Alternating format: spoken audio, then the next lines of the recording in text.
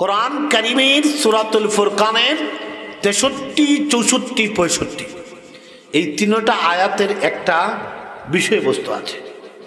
বিষয়বস্তু হলো যে এই তিনটা আয়াতের ভিতরে আমার আল্লাহ পাক তার ইবাদতকারী বান্দা, তার পছন্দনীয় বান্দা, তওবা কবুল যাদের হয়েছে তাদের পরিচয়, তাদের কোয়ালিটি, গুনাহ যারা মুক্ত করতে চায়, গুনাহ মুক্তির জন্য আমার আল্লাহর খুশি চায়, আমার আল্লাহর দয়ার ভিতরে যারা থাকতে চায়, তার কয়েকটি গুণ, কোয়ালিটি, শ্রেণী, প্রকার আছে।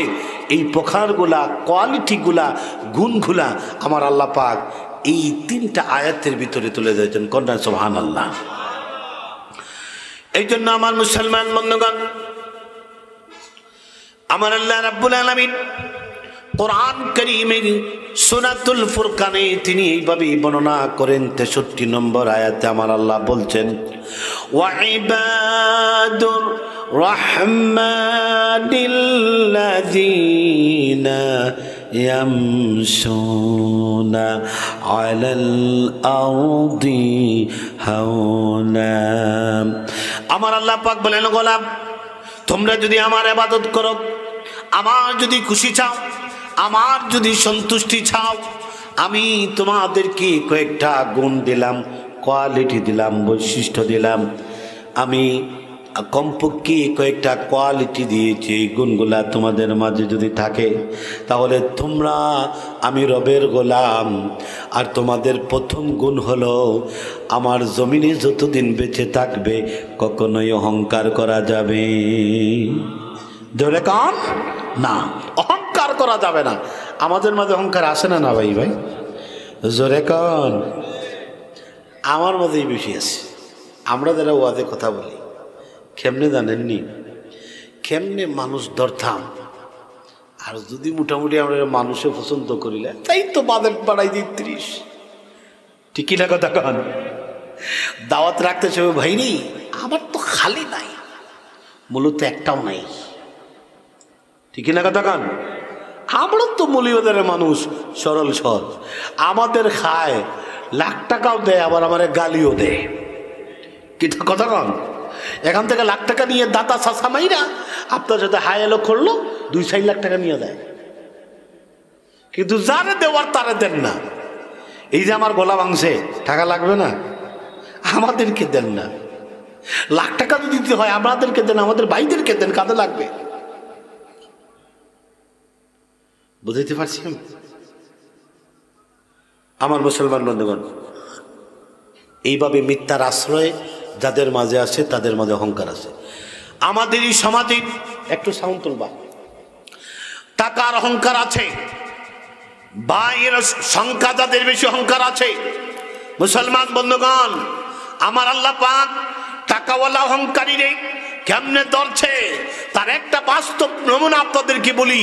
2 বছর ধরে যত মেয়ে আইএলটিএস দিয়ে লন্ডন গেছে, আমার মনে হয় না লন্ডনের সুযোগ যদি না থাকতো এই তেড়া বেকা টেড়া মেরা এগুলারে কেউ বিয়ে করতই না, ঠিক আছে? এখন যারা টাকা দিয়ে বিয়ে করছে রাজি না, তারপরে তেল মালিশ কইরা পায়ে ধরিয়া নিছে, ঠিকই না কথা। আল্লাহ দিছেনি অহংকারের পানি, একটা বাস্তব অহংকার বলি। যেমন আপনাদের এখানে কথা বলছি না, আমার বাড়ি তো কমলগঞ্জ। আমার বাড়িতেই আমেরিকানি আছে, স্পেনিশ আছে, ফ্রান্সিস আছে, ব্রিটেনি আছে, আয়ারল্যান্ডি আছে, বড় বড় উন্নত কান্ট্রি, প্রায় টাকাওয়ালার অভাব নেই। আমি দেখলাম একটা মেয়ে বিয়ে হয়েছে, যার বাবা রিক্সা চালাইতো। কি চালাইতো? সিএনজি। রিক্সা তো সিএনজি কি কথা, আগে রিক্সা চালাইতো, এরপরে সিএনজি। এখন আগে যারা রিক্সা চালাইছে তার কি দাম আছে নি ভাই? দূর ড্রাইভার, তারে বিয়ে হইতাম না, ওগুলো সংসার করতাম না, ওগুলো কি আত্মীয়তা না। আমার ভাই যিনি, আমার যে ভাইটা বিয়ে করছে, ওই রিক্সা ড্রাইভারের মেয়ে, তাদের অহংকার ছিল, টাকাও ছিল।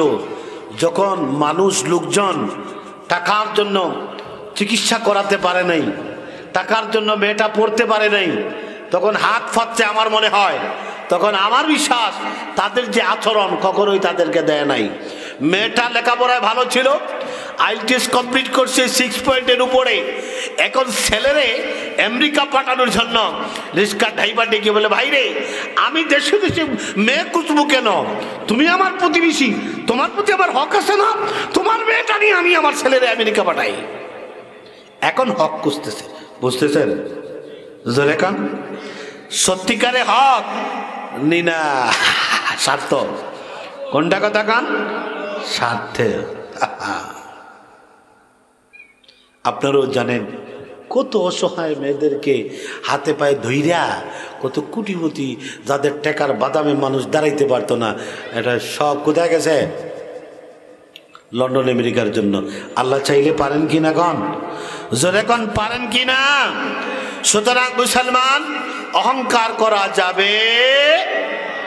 আমরা এমন নবী পেয়েছি যার জীবনে একটা বার তিনি অহংকার করেন নাই, বরং তার এত উত্তম চরিত্র আদর্শ ছিল, মানুষ মনে করে কার গায়ে কি কাপড় আছে, কার কেমন বংশমর্যাদা, কার টাকা, কার পয়সা, কার আমিত্ব, কার খেলাপত্য কোনো দিকে লক্ষ্য করে নাই, বরং আপনার আমার নবী এমন নবীর উম্মত আমরা, যিনি সাধারণ মানুষকে মানুষ মনে করে মিশে যেতেন, কখনো সোসাইটি মনে করতেন, জোরে কোন মনে করতেন।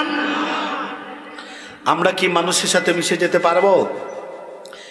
একটু হালকা কমাবেন, 19 আর 20। আমার মুসলমান বন্ধুগণ, এই জন্যেই আমরা আল্লাহ পাকের কাছে শুকর আদায় করি এমন নবীর উম্মতি যে সকলে বলে আলহামদুলিল্লাহ। জোরে বলেন আলহামদুলিল্লাহ। আমার মুসলমান বন্ধুগণ, আমরা এমন নবীর উম্মত, এমন নবীর আমরা পেয়েছি। আল্লাহ পাক আমাদের কি দিয়েছেন, যেই নবী জীবনে অহংকার করেন নাই, জীবনে একটা মিথ্যা কথা বলেন নাই, জীবনে এক ওয়াক্ত নামাজ জীবনে ইচ্ছা করে ছেড়ে দেন নাই, ঠিক কিনা কথা কন? আমরা সেই নবীর উম্মত দাবি করি।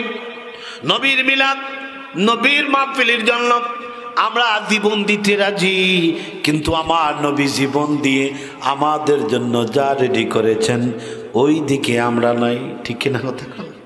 সত্য প্রকাশ করার জন্য জীবন দিয়েছেন। আমরা দাবি করি সুন্নি, কিন্তু আমি সুন্নি মানুষ। মিলাদ মাহফিলে শুক্রবারে গিয়ে কি করি জানেননি? আকনির পুটলা যদি হয় তাহলে একটা প্রথমে নিলাম, নিয়ে পিছন দিকে দিলাম, ঠিক আছে নি? এরপরে যিনি সিন্নি বাড়তেছে হাত বাড়াই খেলাম, দই আল্লাহর শাসা আমি ফাইছি না, আল্লাহর দই আমার আরেকটা দে, ঠিক কিনা কথা কন? এমন মুসলমান আসেনি ভাই। তাহলে সে নবীর কিসের উম্মত, সে কিসের সুন্নি যে মিথ্যা কথা বলে 100 টাকার বিরানির জন্য সে কিসে, সে মিলাদ পড়লেই কি আর না পড়লে কি, ঠিক না ভাই? আমার যেহেতু গলা ভাঙ্গা আজকে নসিহত করবো, ওয়াজ না। সুতরাং মুসলমান, আমরা সেই নবীর উম্মত। আজকে আমাদের প্রথম সবক হলো মিথ্যা কথা বলা যাবে না। আমরা দাওয়াতে যাই বন্ধুর বাড়ি, চাচার বাড়ি, দাদার বাড়ি, সারা বছর, আমি গল্প রাগ করবেন নি, সারা বছর আমার মতো মোল্লা বেটা কি করে জানেনি? সাদা মুরুগ আর ফাঙ্গাস মাছ, ফাঙ্গাস বুঝেননি? সারা বছর করে দিছে ফাঙ্গাস আর সাদা মুরুগ, সারা বছর খায়। এখন গেছি আমি আমার ভাইয়ের বাড়িতে দাওয়াত খাইতে, গিয়ে বলছে দুস্থ কি আনছ? বলে হুজুর এটা তো সাদা মুরুগ আর এটা ফাঙ্গাস। কদ্দুই আল্লাহর ডাক্তারি আমার 3 বছর আগে এটা নিষেধ করেছে, আর এটা খাই না। বুঝেছেন কথা? এরকম মানুষ আছে না নাই? বিয়ের অনুষ্ঠানে সিন্নি সালাতে গিয়ে বলে আমি ওটা খাই না ওটা খাই। এর মানে হলো গরুর গুস্ত 2-3 পিস খাওয়ার জন্য কি করে মিথ্যা বলে কিনা কথা কন? যে সামান্য গুস্তির জন্য, ভালো খাবারের জন্য সাথে সাথে মিথ্যা কথা বলে, সে কি আমার রাসূলের উম্মত থাকবে? জোরে কন, পারতেন না কেন? রাসূলের উম্মত হবে? তার যারা নামাজ হবে, রোজা হবে? আরে ভাই, সত্য আপনাকে বলতেই হবে, সত্য আপনাকে মানতেই হবে। যদি সত্য মানেন, সত্য বলেন, তারপরেই আপনার আমার আল্লাহর প্রিয় ইবাদতকারী বান্দা আমরা হতে পারবো। আমাদের প্রথম গুণ হলো আমরা অহংকার করতে পারবো। আমার মুসলমান বন্ধুগণ, আমার নবী কেমন অহংকার মুক্ত ছিলেন এই চিত্রটা আমি আপনাদের সামনে তুলে ধরি। আজ থেকে ১,৫০০ বছর পূর্বে আপনার আমার নবী, নূর নবী আমার জনাবে মুহাম্মদ রাসূলুল্লাহ সাল্লাল্লাহু আলাইহি ওয়াসাল্লাম একদিন আসরের সালাতের পর, একদিন জোহরের সালাতের পরে মসজিদে নববী থেকে বের হলেন। বের হয়ে দেখলেন মদিনার বাজারে একটা উস্কো শুষ্ক আওলা কেশা পাগলের মতো কালো লোক রাস্তার মধ্যে জমিনের মধ্যে কলাপাতা বিছিয়ে সবজি বিক্রি করতেছে।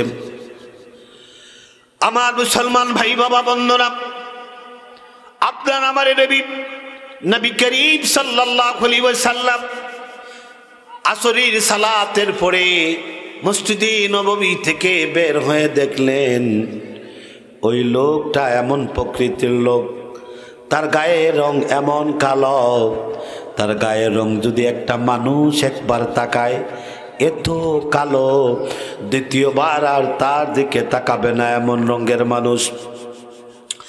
পা দুইটা আঁকা বাঁকা, হাত দুইটা আঁকা বাঁকা, দাঁত দুইটা কোদালের মতো, হাত পায়ের আঙ্গুলগুলা রেল লাইনের মতো কাটা কাটা। আমার আপনার রাসূল তাকায়া দেখলেন উস্কো শুষ্ক আওলা কেশা পাগলের মতো লোকটা আসরের সালাতের পরে মাগরিবের কিছুক্ষণ পূর্বে ওই লোকটা মদিনার বাজারে হাউ মাউ করে চোখের পানি ছেড়ে ছেড়ে কাঁদতে লাগলো।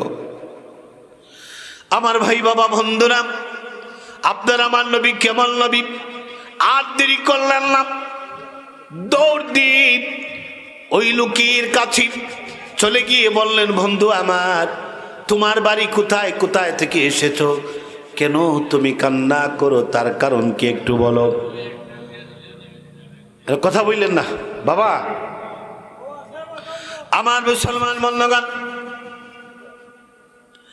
আপনার আমার নবী কেমন নবী ছিলেন, ওই লোকটার কাছে গিয়ে বললেন, ভাইরি, জোহরের সালাতের পর থেকে আসরের সালাতের পরে যখন আমি মসজিদে নববী থেকে বের হলাম, আমি দেখলাম তুমি সবজি নিয়ে বসে আছো, তুমি তখন কান্না করো নাই, কিন্তু এই মুহূর্তে তুমি কেন কান্না করো? ভাই আমার কি হয়েছে তুমি একটু খুলে বলো। আমার মুসলমান বন্ধুগণ, আপনার আমার নবী কি ওই লোকটা বলল, ইয়া রাসূলুল্লাহ, আপনি আমাকে চিনেন নাই, আমার পরিচয় হলো আমি একজন হাবশী গোলাম, আমি একজন গোলাম জাতের মানুষ, আমার রং ভালো না, মানুষ আমার আল্লাহ পাক এমন কালার দিয়ে আমাকে তৈরি করেছেন, লোকজন আমার দিকে যদি একবার তাকায় পুনরায় তাকায় না গো নবী।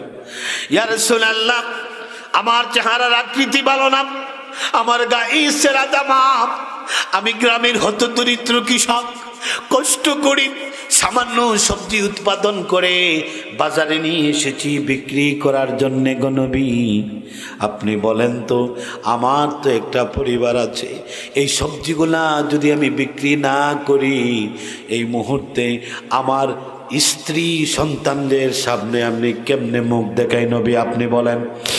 আমার মুসলমান বন্ধুগণ, আপনার আমার নবী যখন দেখতে পেলেন এই লোকটা কান্না করে চোখের পরে ছেড়ে হতাশ, আমার আপনার নবী আর দেরি করলেন না, ওই লোকটার পিছন দিকে গিয়া বগলের নিচ দিয়ে হাত দুইটা ঢোকায়া আমার রাসূল মহব্বতের মায়ার পরশ দিয়ে জড়ায়া ধরে ধরে চিৎকার দিয়ে মদিনার বাজারে লোকজনকে ডেকে ডেকে বলে, ও মদিনার বাজারের লোকজনরা, কে আছো, কোথায় আছো, আর দেরি করো না, তাকায় দেখো আমি মুহাম্মদুর রাসূলুল্লাহ বলতেছি, ও আমার গ্রামের বন্ধু গ্রাম থেকে এসেছে শহরে সবজি বিক্রি করার জন্যে, সুতরাং কে আছো, কোথায় আছো, কে আমার বন্ধুর কাছ থেকে সবজি নিবা। সুবহানাল্লাহ, আল্লাহু আকবার। আমরা এলে কি করতাম, তুই বেচলে বেচ, তাইলে না, তোর পরিবার খাইলি কেন না খাইলি, আমরা আরো ছোট বাচ্চা লাগাই এইটা দিতাম। খবরদার মুসলমান, পাগলের পিছনে বাচ্চাদেরকে লালায়া দিবেন আঘাত করবেন না। সে তো মানুষ, ঠিক না কথা কন? আমার মুসলমান বন্ধুগণ, এইবার হাবশী গোলাম তাকায়া দেখে এতক্ষণ তার কাছ থেকে যেই মানুষজন লোকজন সবজি নেয় না, তার দ্বারে কাছে আয় না। আপনার আমার নবী যখন বন্ধু পরিচয় দিলেন, গ্রামের বন্ধু, ওই হাবশী গোলাম তাকায়া দেখি লোকজন আর দেরি করে নাই, আগে যারা সবজি নেয় না এখন মদিনার ধন্যাট্য আভিজাত্য পরিবারের লোকজনরা প্রতিযোগিতা করে কয়েক মিনিটের ভিতরে তার সবজিগুলা নিয়ে যায়।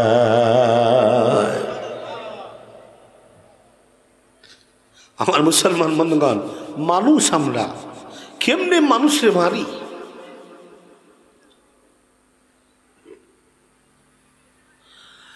আমার মুসলমান বন্ধুগণ, এইবার হাবশী গোলাম বলল, ইয়া রাসূলুল্লাহ, আমার তো সম্মান বেড়ে গেল। জোহরের সালাতের পর থেকে কত সময় আমি মদিনার বাজারে বসেছিলাম, কেউ আমার দ্বারে কাছে আসে না। গোলাম হাবশী মনে করে পাগল, সেরা জামা, চেহারার আকৃতি ভালো না, কেউ আছে না। ইয়া রাসূলুল্লাহ, আপনি যখন আমাকে বন্ধু বানালেন আমার সম্মান বেড়ে গেল, আমার সবজিগুলা লোকজন তাড়াতাড়ি নিয়ে গেল গো নবী। এখন আমার হাতের তালুতে চুমু খায়, কপালে চুমু খায়, আমাকে জড়ায় আদরে গো নবী।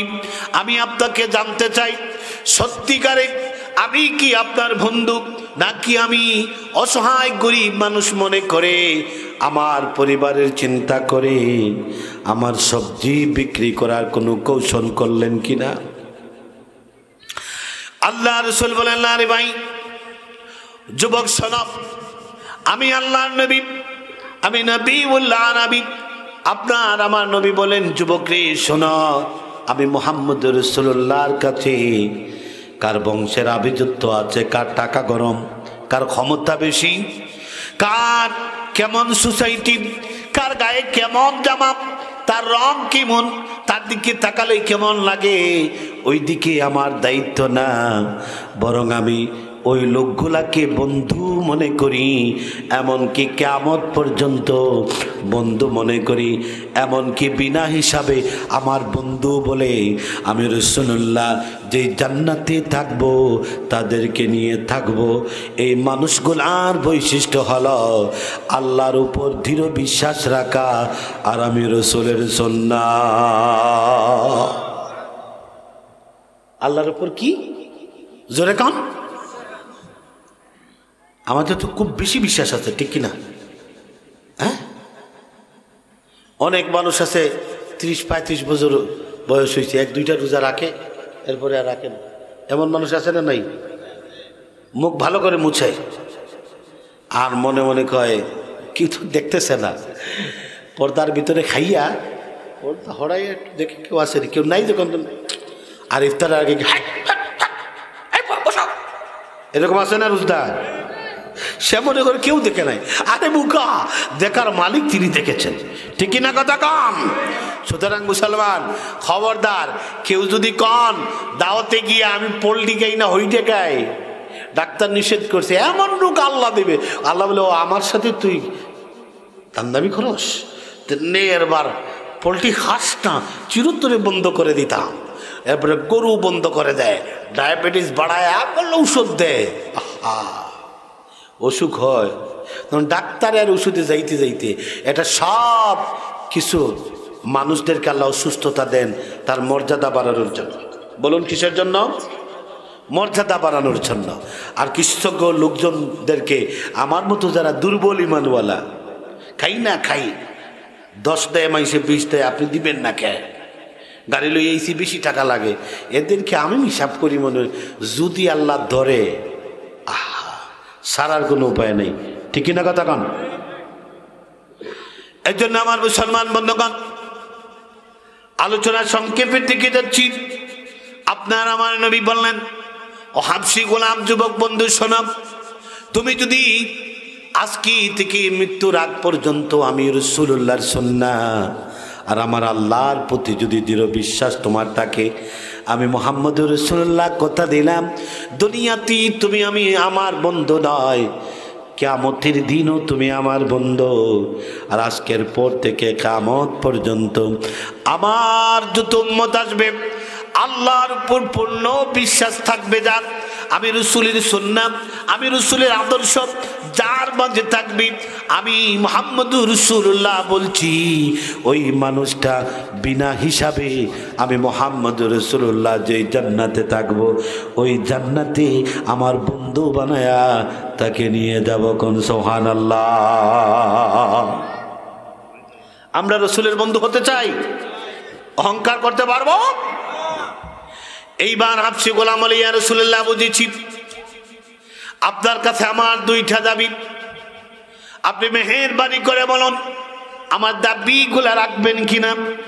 তাফসীর ইবনে জাবির আত-তাবারির মধ্যে এসেছে, হাবশী গোলাম যখন রাসূলকে এইভাবে দুইটা দাবির কথা বলল, বললাম আমার রাসূল বলেন, যুবকরে বলো কি তোমার দাবি? ইয়া রাসূলুল্লাহ, আপনি আমার হাতে হাত রেখে বন্ধু যেইভাবে বন্ধুর হাতে হাত রাখে, এইভাবে বন্ধু বন্ধুর হাতে হাত রাখে, ঠিক কিনা কথা কন, জোরে কন। আমি সরকারি কলেজে পড়তে সময়, শামুস্তফা টাইটেল মাদ্রাসা মৌলভীবাজার টাউনশিপে পড়তে সময় আমি আমার ভাই বন্ধুদের সাথে এইভাবে হাতে হাত ধরে হাঁটছি, ঠিক কিনা কথা কন। কলেজ ক্যাম্পাস থেকে বার হইতে সময় এইভাবে হাঁটছি। এখন মাদ্রাসা কলেজ ক্যাম্পাস গুলা বের হইলে এইভাবে হাত ধরে হাঁটা যায়? জোরে কন, হাঁটা যায় না। এখন আর ছেলে ছেলে নাই, আছে কোনটা? ছেলে বয়ার গাল, বয়ার কি? জোরে কন, দুই একজন বলছেন, এর তো অনেক যুবক আছে। আরে তোমরা দেখ কত চালাক, আমি জানি তো, আমি জানি তো, কারণ তোমাদের বয়সটা আমি কাটাই আইছি না, তোমাদের কিচ্ছু বলতাম না, আমার সাথে শুধু কথা বলো। এখন কি বয়ার গাল।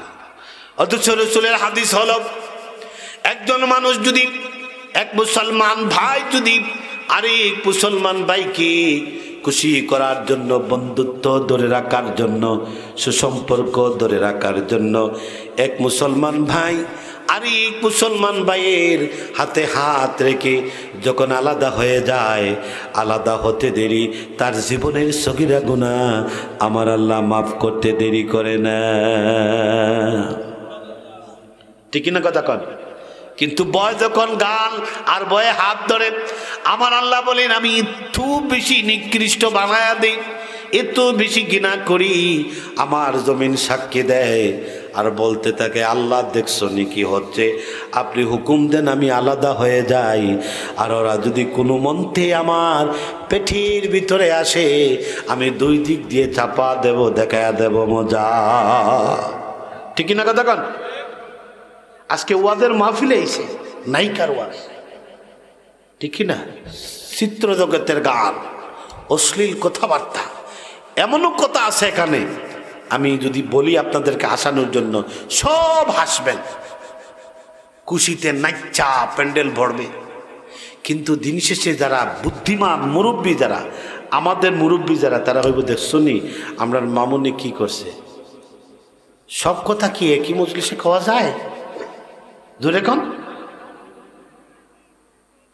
এই জন্য আমার মুসলমান বন্ধুগণ, হাবশী গোলাম যুবক বলবো, ইয়া রাসূলুল্লাহ, আপনার কাছে আমার প্রথম দাবি হলো, এই দুনিয়ার জমিনে আমি গোলাম মনে করি পাগলের মতো মানুষজন দেখে আমার চেহারা ভালো না, গা থেকে দুর্গন্ধ বের হয় গো নবী। এই জন্য আমাকে লোকজন সমাজে টাই দেয় না, আমার কোনো মর্যাদা নাই। আপনি দু জাহানের বাদশা, আপনি আমাকে বন্ধু বলেছেন, আপনার হাতে হাত রেখে যদি মদিনার বাজারে আপনি আমাকে নিয়ে ঘোরেন, ইয়া রাসূলুল্লাহ আমার বড় ইচ্ছা, আপনি পারবেন কিনা? আল্লাহ রাসূল আর দেরি করলেন না, ওই হাবশী গোলামের হাতির মধ্যে হাত রেখে মদিনার বাজারে ঘুরে আর লোকজনদেরকে বলেন, আমার রাসূল বলেন, ও মদিনা বাজারের লোকজনেরা, শোনো, আমি যুদ্ধ ফ্যামিলির মানুষেরা, ধন্যাঢ্য ব্যক্তিরা, বড় বড় ব্যবসায়ীরা ও কিন্তু আমার গ্রামের বন্ধু, গ্রাম থেকে মদিনার বাজারে শহরে আসে সবজি বিক্রি করার জন্যে। আমি মুহাম্মদ রাসূলুল্লাহ ঘোষণা দিলাম, আমার বন্ধুকে যারা সহযোগিতা করবে কিয়ামতের ময়দানে আমি রাসূল তাদেরকে আল্লাহর সামনে সহযোগিতা করব। কোন সুবহানাল্লাহ।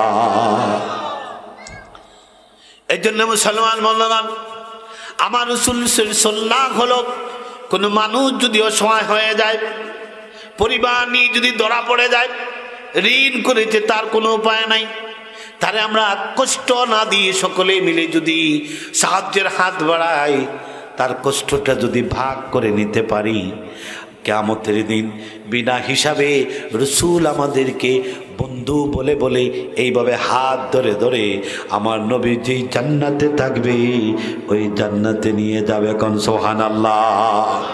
মুসলমান বন্ধুগণ, এই হিসাব যদি আমরা করি বৃহত্তর বাংলাদেশে, শুধু সিলেট না, আমরা যদি খোঁজ করে দেখি, একজন আল্লাহর ওলি আছেন আমাদের প্রিয় মুর্শিদ আল্লামা ফুলতুলি সাহেব কিবলা, রাত্রে ঘুমায় না, কোনো মানুষের বাড়িতে যদি আগুন লাগে সবার আগে হাজির হয়। থাকতে পারেন আপনারা বিভিন্ন পীরের মুরিদ, বিভিন্ন দলের, কিন্তু আমি যেই কথাটা বলছি এগুলো কি মিথ্যা? রাগ করছেন নি আপনারা? শুধু তাই নয় বাবা, আমার মতো মোল্লা বেটা একটা পীর যদি মদিনায় যায়, ওই জায়গায় খবর নেই, ওখানে তাইকা খবর নেই কার বাড়িতে আগুন লাগছে, তার সন্তানদেরকে পাঠায়। এইবার ফেনীতে যখন ত্রাণ দেওয়া হয়, আমরা কিন্তু ছবিতে থাকি না, দেখলাম বড় সাহেবের সাহেবদাদা নামছে এইটুকুন পানির কোনো মন্ত্রী এইভাবে হাঁটতেছে। আমার বড় সাহেব দুইটা হাত বাড়ায় বলে, আল্লাহ আমার সন্তানকে তুমি কবুল করে নাও, আমি দেখতেছি সে কি করতেছে, সে যেন আরো করতে পারে। কোন সুবহানাল্লাহ। এইভাবে বাপন, এইভাবে পরিবেশটা সাজান। আমাদের সমাজে অভাব অনুঠন মারামারি কাটাকাটি থাকবে। আমি এর দিকে যাচ্ছি না, একটু টাচ দিয়ে যাব। আমার মুসলমান বন্ধুগণ, এইবার হাবশী গোলাম বলে, ইয়া রাসূলুল্লাহ, এই দুনিয়াতে আমার আর কোনো চিন্তা নাই, আমি আপনার বন্ধু। কিয়ামতের দিন আমি যখন আল্লাহর সামনে দাঁড়াবো, আমার যখন আমলনামা হিসাব শুরু হয়ে যাবে গো নবী, আমি তো এমন কোনো নেক কাজ করতে পারি নাই। আমার বিশ্বাস, আমার আল্লাহ যদি আমার পূর্ণ হিসাব করেন, আমাকে জাহান্নামে যেতে হবে। ইয়া রাসূলুল্লাহ, আমি যখন আমার কিছু কর্ম নিয়ে আমি আল্লাহর সামনে যখন হাসরের মাঠে দাঁড়াবো, আপনি কথা দেন, ওই দিন আমার দাবি হলো, ওই দিন আপনি আমাকে বন্ধু পরিচয় দেয়া আল্লাহর সামনে থেকে মুক্ত করে জান্নাতে নেবেন কিনা।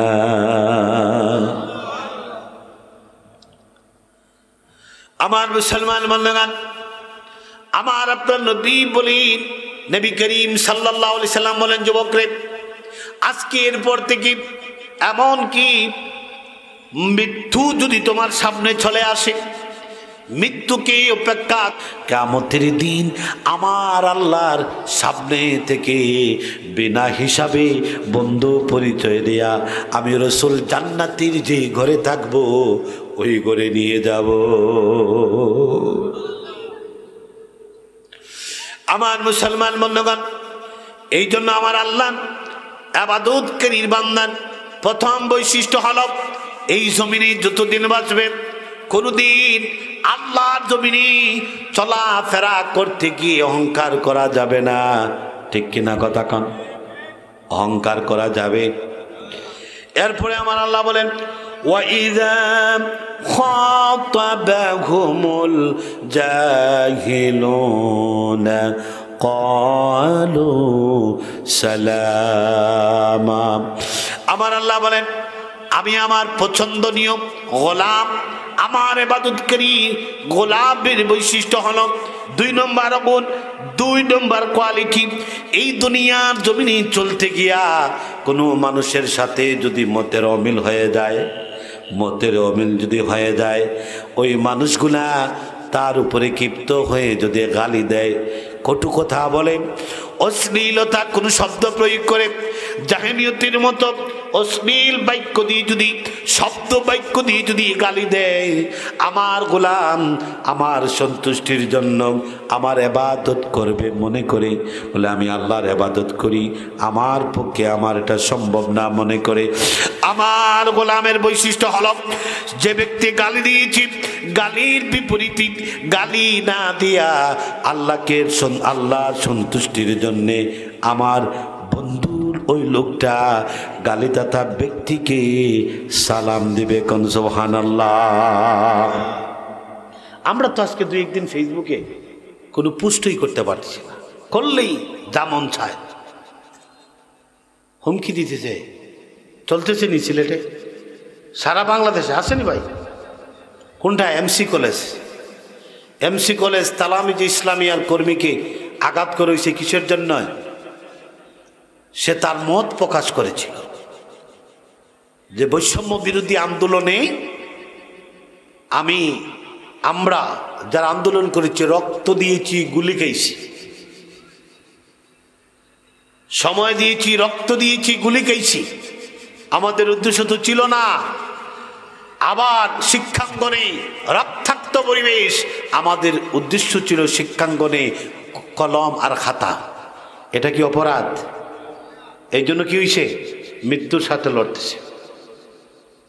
এখন এটা যারা শেয়ার করতেছে, যারা বলতেছে এটা ঠিক না, আমরা যা বলতেছি এটা তো ছাত্ররা করতে পারে না, তারা এখন একেবারে কমেন্টে আইসা বাপ দাদা যা আছে সব তুলে গালি দিতেছে।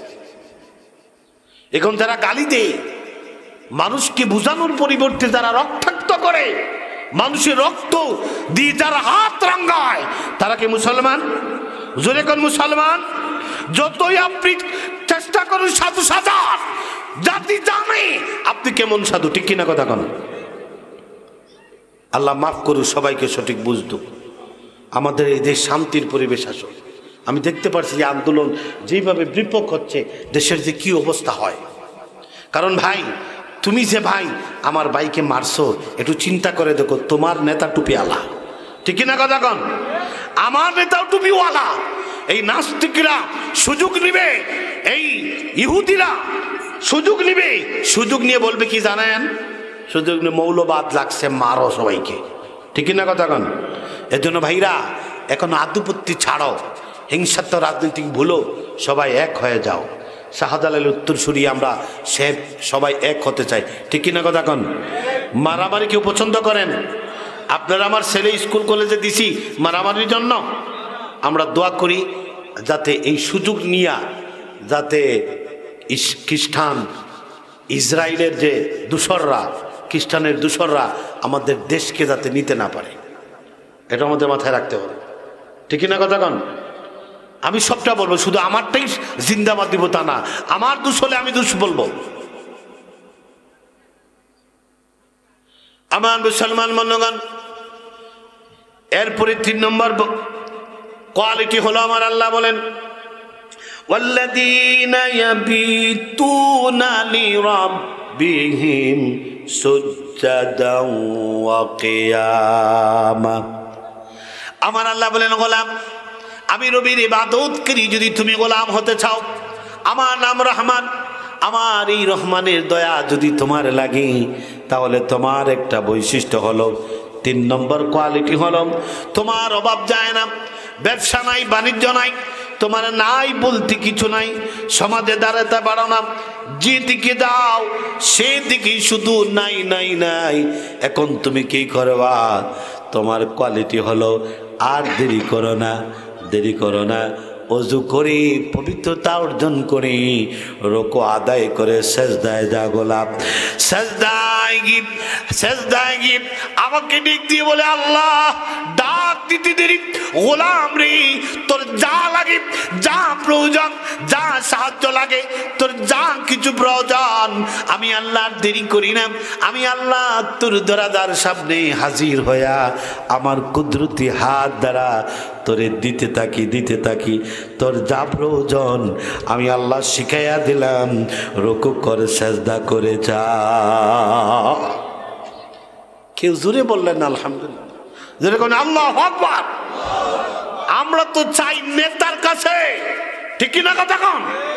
এমপি যদি হয় তাহলে আমার মতো মোল্লা বেটা কি এভাবে দেখছো নি, এটা ছবি তুলি আমরা একটু আগুন দেখা এইভাবে।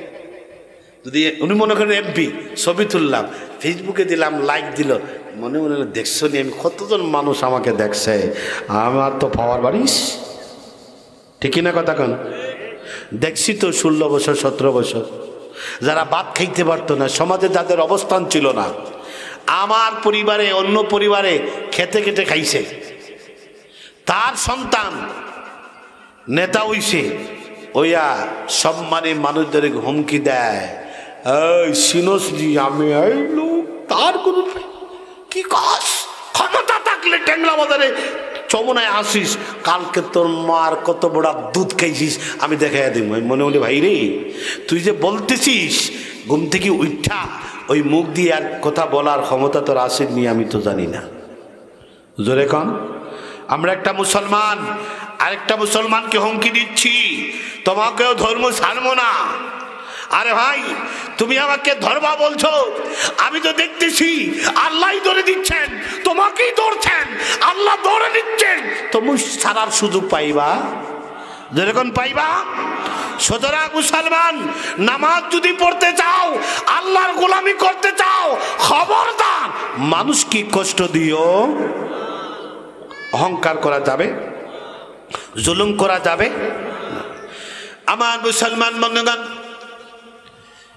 রুকুকারী সাজদাকারী মানুষের প্রতি আমার আল্লাহ কেমন খুশি, এই খুশির একটা ঘটনা আমি আপনাদের কি বলি। তাফসীর ইবনে তাবারির মধ্যে এসেছে, আপনার আমার নবী রাসূল করিম সাল্লাল্লাহু আলাইহি ওয়াসাল্লাম একদিন আসরের নামাজের পরে মসজিদে নববীর একটা গাছের কর্নারে বসে সাহাবায়ে কেরামদেরকে নিয়ে দ্বীনের ব্যাপারে তিনি কথা বলতেছেন, ইসলামের বিধিবিধানগুলা সাহাবায়ে কেরামদেরকে তিনি বুঝিয়ে দিতেছেন।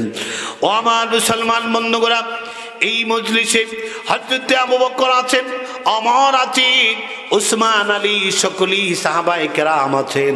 সব সাহাবায়ে কেরাম হঠাৎ করে তাকায়া দেখেন আপনার আমার নবী নবীউল আরবী নবী করিম সাল্লাল্লাহু আলাইহি ওয়াসাল্লাম ওয়াজ বন্ধ করে দিয়া সাহাবায়ে কেরামদেরকে যে নসিহত করতেছেন, দ্বীনের বিষয়গুলা বলতেছেন, ওইগুলা তিনি বন্ধ করে দিয়া চোখের পানি ছেড়ে ছেড়ে কান্না করে, চোখের পানি ছেড়ে ছেড়ে কান্না করতে লাগলেন।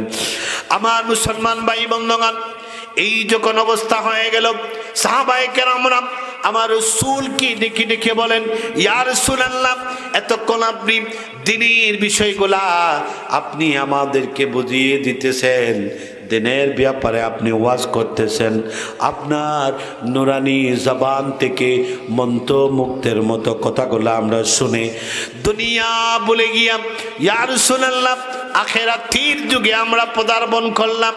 আর কি হলো, এমন কি হয়ে গেল, কি বিষয়ের জন্য, ব্যাপার কি নবী গো আমরা বুঝতে পারলাম না, কেনই বা আপনি ওয়াজ বন্ধ করে দেয়া কান্না করতে লাগলেন, ব্যাপারটা কি, বিষয়টা বলে বলেন।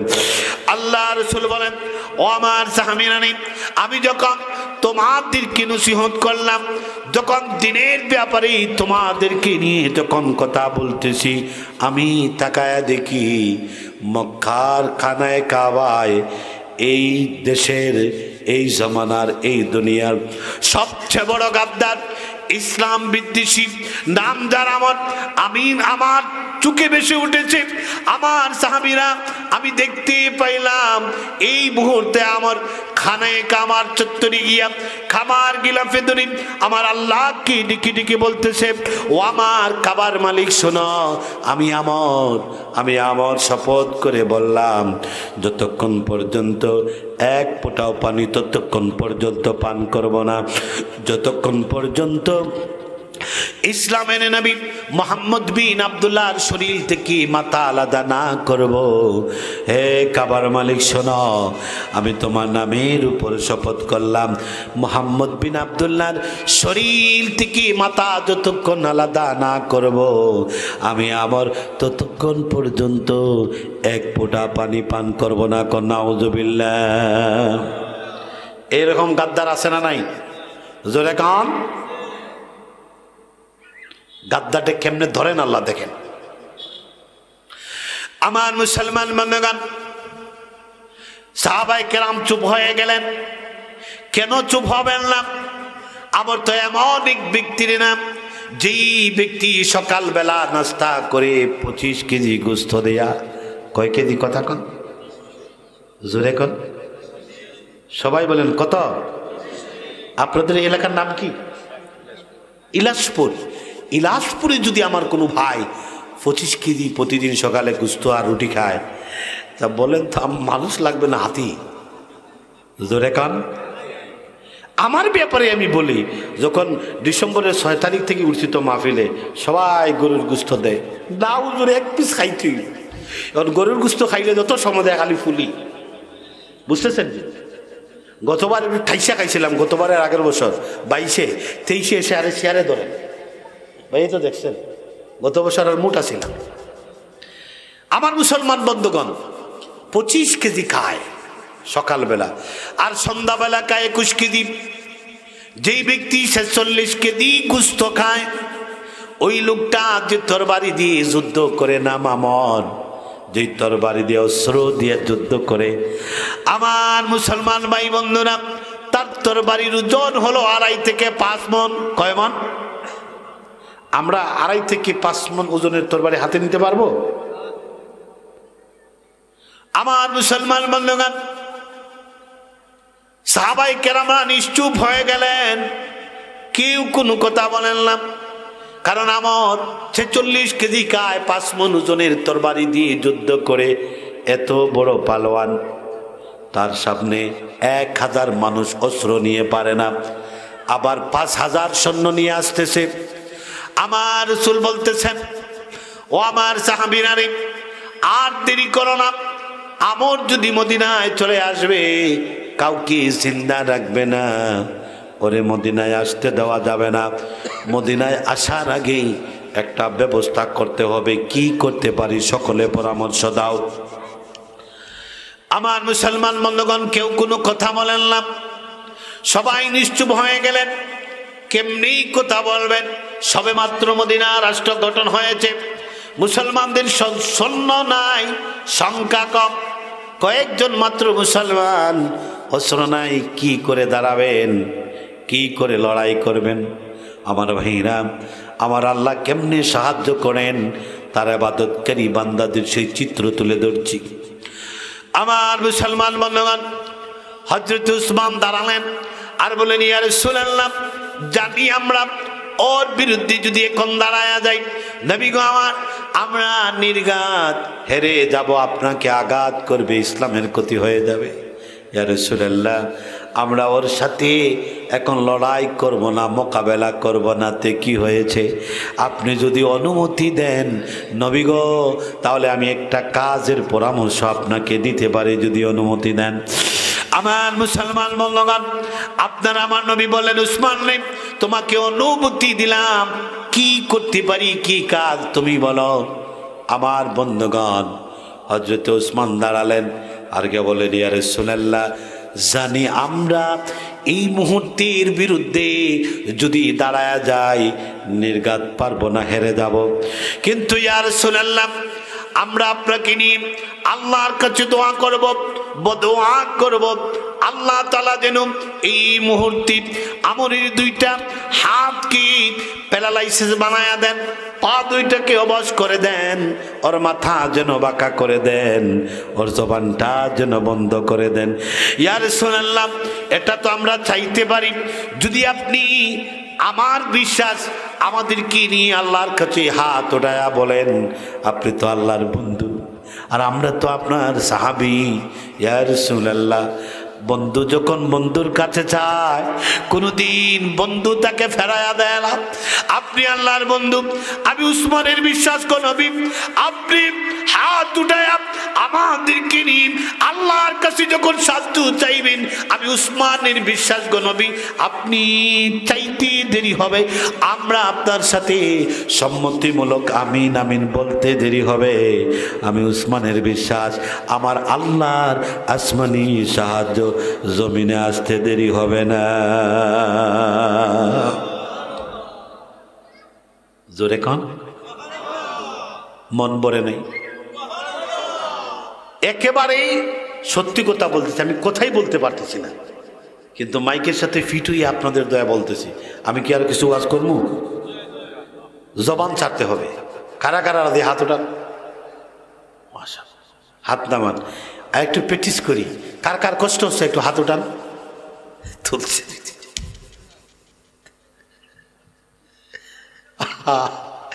একটু মনোযোগ বাড়ান, একটু জিকির করি লা ইলাহা সাকমই আনবেন।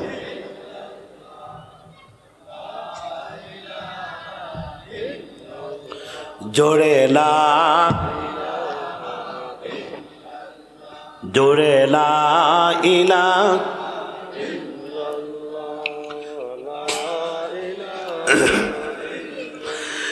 লা ইলাহা ইল্লাল্লাহু মুহাম্মাদুর রাসূলুল্লাহ সাল্লাল্লাহু আলাইহি ওয়াসাল্লাম। আমার মুসলমান বন্ধুগণ, আল্লাহর ইবাদতকারী বান্দার কে আল্লাহ কেমনে সাহায্য করেন, কেমনে দেন, বিপদে দাঁড়ান, এই বিষয়ে আমরা কথা বলতেছি। মনে আছে তো ইনশাল্লাহ? সবার মনে আছে তো ইনশাল্লাহ? আমার মুসলমান বন্ধুগণ, সাহাবায়ে কেরাম যখন উসমানে গনি যখন আমার রাসূলকে পরামর্শ দিলেন, ইয়া রাসূলুল্লাহ আমরা মুনাজাত করব, রাসূল করিম সাল্লাল্লাহু আলাইহি সাল্লাম বলেন, সাহাবীরা রে ঠিক আছে, এক কাজ করো, আমরা আর দেরি করব না, সকলে মিলে আমরা মুনাজাত করি। আমার নবী হাত উঠালেন এতটুকু। এখন প্রশ্ন আছে, আমরা তো মুনাজাত করি এইভাবে হাত তুলি, ঠিক কিনা? হাত তোলার পরে মাসে করি, এতটুক তুলি। এখন যদি আমি এতটুক করি, হাত উঠাইয়া দুই একদিন ইমামতি থাকলে 4 নম্বরের দিন আর থাকবো নি? জোরে কর না, থাকবে না। আমার মুসলমান ভাই বাবা বন্ধুরা, নবী করিম সাল্লাল্লাহু আলাইহি ওয়াসাল্লাম সাহাবায়ে কেরামদেরকে নিয়ে এইভাবে হাত তুললেন, আর আমার আল্লাহকে ডেকে ডেকে বলেন, আল্লাহ তাআলা আমরের 2টা হাত এতটুকু বললেন। আমার ভাই বাবা মুসলমান বন্ধুরা, আবার আল্লাহ জিবরিলকে অর্ডার দেন, হ্যাঁ জিবরিল, আর দেরি করো না, দেরি করো না, দেরি করো না, যাও যাও, বন্ধু আমরের হাতের কথা বলেছেন, অবশ করার কথা, বদুয়াটা পরিপূর্ণ মুখ থেকে আমার বন্ধুর জবান থেকে বের হওয়ার আগে দোয়া তামাকুন সুবহানাল্লাহ। আমার মুসলমান বন্ধুগণ, হযরত জিবরিল আমিন চলে আসলেন, আমার নবীকে থামায়া দিলেন, বলেন, ইয়া রাসূলুল্লাহ দোয়া তামান, আমার আল্লাহ কি বলেছেন শোনেন। আমার আল্লাহ আয়াত নাযিল করেছেন। কি আয়াত? জিবরিল আমিন আয়াত শোনান, ইয়া আইয়ুহান নাবিয়্যু হাররিদিল মুমিনিনা আলাল কিতাল। 2-1 বলছেন, জোরে কাম। আমার মুসলমান বন্ধুগণ, হযরত জিবরিল আমিন বলেন, ইয়া রাসূলুল্লাহ শোনেন, আমার আল্লাহ বলেন, দ্বীন এবং ইসলামের বিপক্ষে কোনো তাগিদ শক্তি যদি মাথা চাড়া দিয়ে দাঁড়ায়, ইসলামের উপর আঘাত আসছে, দ্বীনের উপর আঘাত এসেছে, রাসূলের আদর্শের উপর, চরিত্রের উপর আঘাত এসেছে। ইয়া রাসূলুল্লাহ, আপনি মুসলমানদেরকে উদ্বুদ্ধ করুন, তারা যেন আর না বসে থাকে, বরং তাদের কাছে যা আছে তা নিয়ে রাজপথে দাঁড়ায়। সুবহানাল্লাহ। আজকে দেখেন আমার রাসূলের আদর্শের উপর, আমার রাসূলের ইজ্জতের উপর আক্রমণ যে দুইজন করেছে, সাথে সাথে ওলি আল্লাহ ভক্তরা, আহলে সুন্নাত ওয়াল জামাতের রাসূল প্রেমিকরা রাজপথে হুঙ্কার দিচ্ছে। ঠিক কিনা কথা কন? আমরা ওই জায়গায় আপনাদেরকে দেখি না, আপনাদেরকে দেখি মতের অমিল হলেই। ঠিক কিনা কথা কন?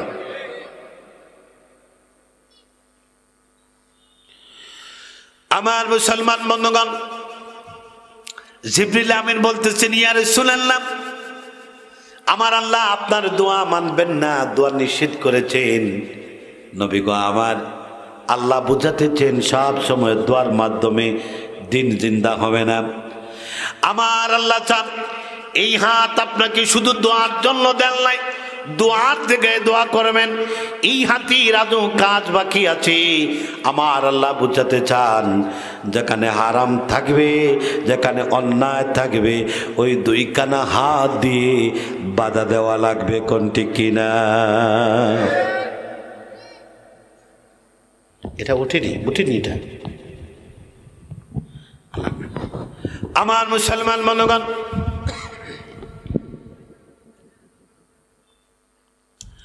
জিবরিল আমিন আমার রাসূলকে বলেন, ইয়া রাসূলুল্লাহ, আপনার এখন দোয়ার কোনো কাজ নয়, বরং যারা আছে আপনার বন্ধু সাহাবীরা, তাদেরকে রেডি করেন ময়দানে ওর বিরুদ্ধে যে তরবারি নিয়ে আসছে।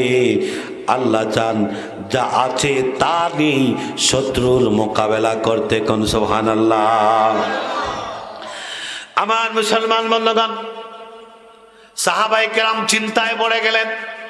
46 কিদিকায় 2.5 থেকে 5 মণ ওজনের তরবারি ছাড়ায় 1000 মানুষ তার সামনে দাঁড়াতে পারে না।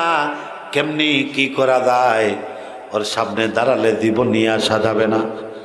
এক তো সৈন্য সংখ্যা নাই, অস্ত্র নাই, গোটা কয়েক মুসলমান, কি করবেন? সবাই চিন্তায় পড়ে গেলেন। কেউ দাঁড়ায় না, সবাই চিন্তায় পড়ে গেলেন। এমন সময় কেউ যখন দাঁড়ায় না, পিছন থেকে 11 বছরের একটা তরুণ সাহাবী দাঁড়ায়া বলতেছেন, ইয়া রাসূলুল্লাহ, কেউ যখন আমরের বিরুদ্ধে যেতে চায় না গো নবী, আপনি আমাকে পাঠায়া দেন, আমি যেতে রাজি। আপনার আমার নবী তাকায়া দেখেন, ওই ছোট্ট তরুণ সাহাবী আর কেউ না, তার আপন চাচাতো ভাই হযরতে আলী। জোরে আল্লাহু আকবার সুবহানাল্লাহ বললে আমারও কিছু বার হইব, আনালেই পারতাম না। জানেন না আপনারা, আমার কিন্তু গলায় এরকম না, ঠাস ঠাসি ডাকলো না, তারা বললাম না খালি কমা, কিন্তু আজকে তো পারতেছি না। আমার মুসলমান বন্ধুগণ, আমার রাসূল বলেন, আলী কি ইজলিস বসো। 46 কেজি খায়, তুমি ছোট মানুষ, পিচ্ছি, বসো, ইজলিস। হাতির মতো তুমি তার সাথে বারো দাঁড়াইছো, বউ যুদ্ধ লাগবে না, গেলেই তো তুমি এরাইতে পারত না। আমার মুসলমান বন্ধুগণ, হযরতে আলী কান্না কান্না বাপ দিয়ে বসে পড়লেন। আমার রাসূল বলতেছেন, কে আছো? দাঁড়াও, দাঁড়ায়া যাও। আমার মুসলমান বন্ধুগণ, কেউ দাঁড়ায় না। আবার পিছন থেকে হযরতে আলী দাঁড়ায়া বললেন, ইয়া রাসূলুল্লাহ, কেউ যখন যুদ্ধে যেতে রাজি না, আমার আল্লাহ আমরের বিপক্ষে আমাকে হেফাজত করবেন। আপনি আর দেরি করেন না গো নবী, আমাকে পাঠান। আপনার আমার নবী ডাক দিয়ে বলেন, আলী বসো বসো, তুমি ছোট মানুষ, খাটো মানুষ, পারবা না, অনেক লম্বা পলোয়ান। আলী তুমি বসে পড়ো, সময় নষ্ট করো না। হযরতে আলী এইবার কান্না চিত্তে আবার বসে পড়লেন আর চোখ কচলাতে লাগলেন। আমার মুসলমান বন্ধুগণ, হযরতে আলী খাটো ছিলেন, খাটো মানে আমরা সবাই বুঝি তো। কেউ বলছেন বাট্টি আর কেউ বলছেন ছোট। বাট্টি ছোট না, খাটো মানে কি বাট্টি। আচ্ছা, খাটোর একটা এক্সাম্পল দেই। আমার রসুলের, হযরতে আলী আমার রসুলের কি ছিলেন? মেয়ের জামাই। কার জামাই? আম্মা ফাতেমার, ঠিক কি না? মা জননী ফাতেমা রাদিয়াল্লাহু তাআলা আনহার স্বামী ছিলেন।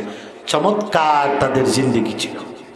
এই জন্য মুসলমান ভাইরা, এই যুবকরা বিয়ে যদি করে আল্লাহর খুশি চাও, রসুল বলেন আল্লাহর কাছে চাও ফাতেমার আলীর জিন্দেগি, ঠিক কি না? আমাদের যুবক যুবতীরা বিয়ের দিন যা করে আগে, ইসলামের একটাও ভিতরে না, সব বাইরে। না ভিতরে থাকিয়া করে, বাইরে যাইতে যাইতে এখন কি করছে জানেননি? কমিউনিটি সেন্টারে নিয়ে জামাই বউ একই পাশাপাশি, দুই চেয়ারে মুখামুখি বসে, আর জামাইয়ের সাথে 50-60টা জামাই, আর কন্যার সাথে আরো 70-80টা কন্যা।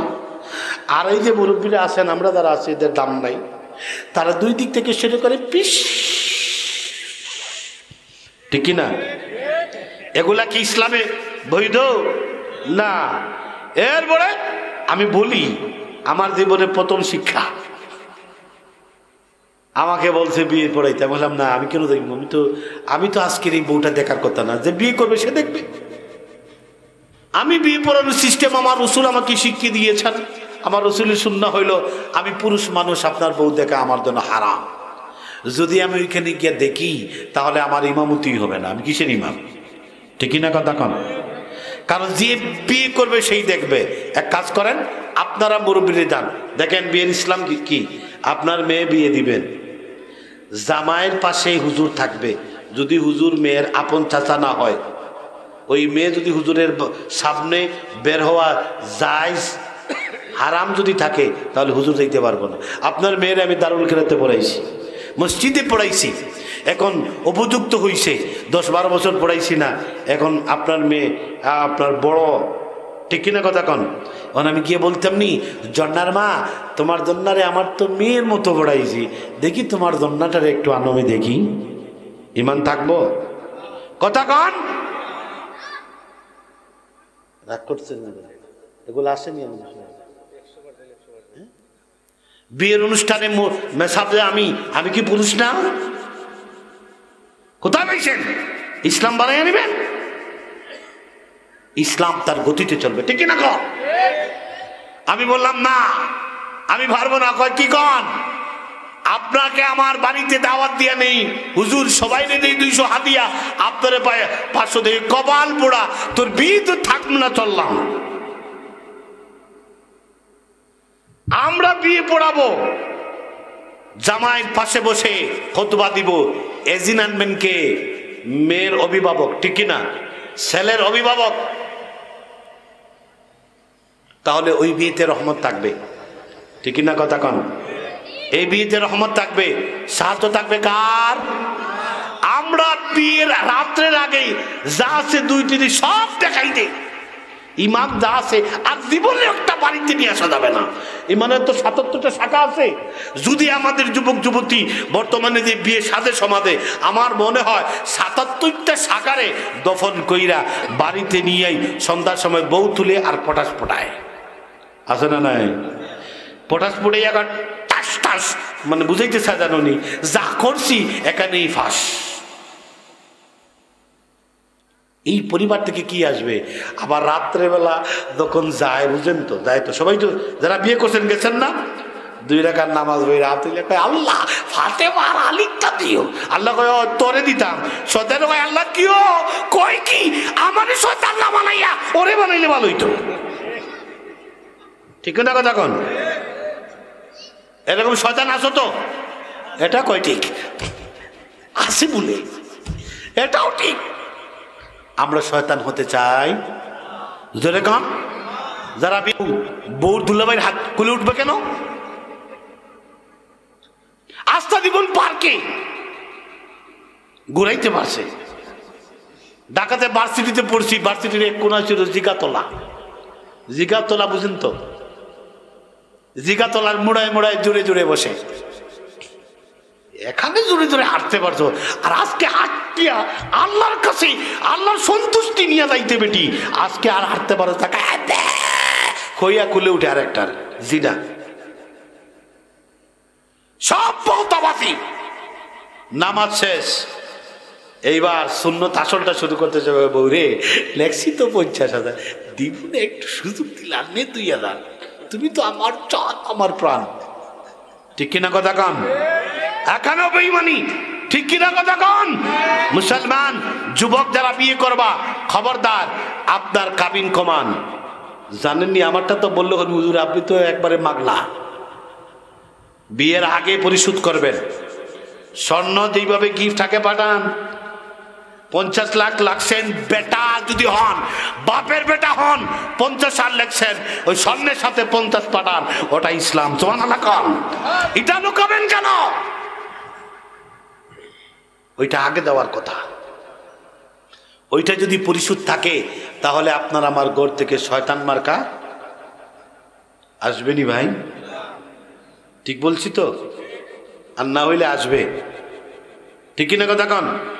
আমরা যদি হিসাব করি অর্ধেকের উপরে দেখবেন বুড়ো হইয়া দাঁত পইরা গেছে, আর কদিন মাসবু এখনো বুড়ির মোহর দিছে না। হজও যায় মোহরদের সুজা তো দেখায় আল্লাহ রে, শুনি আল্লাহ আমি কত ভালোবাসি, কিন্তু আল্লাহ ধর 110টা আগে দে, হজর গেলে তো 1.5 লাখে শেষ হয়ে যায়, তো 7.5 লাখ না 8.5 লাখ বাঁচে যায়। দেখেন কত চালাক দিচ্ছেন নি,